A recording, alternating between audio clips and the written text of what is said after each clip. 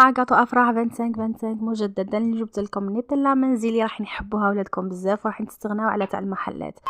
اول حاجه نبداوها بالنسلي المنزلي واللي هو نحتاجو فيه كاس تاع سكر رطب، نحتاج معاه كاس تاع حليب المجفف، ونحتاج معاه ايضا نص كاس تاع ماء مغلي ساخن ومغلي، انا كنت قطع لي منه الفيديو.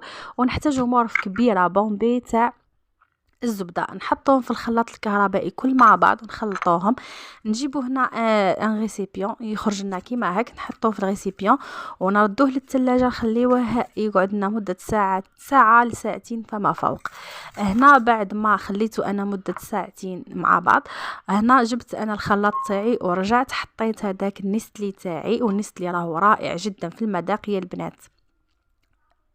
هنا راح نضيف له هنا 2 مغارف كبار تاع الكاكاو البني ومستحسن يكون بني، نزيدوا له نص كاس تاع الزيت، ونزيدوا له هنايا عطر البندق. عطر البندق راح يعطيها ذوق رائع جدا.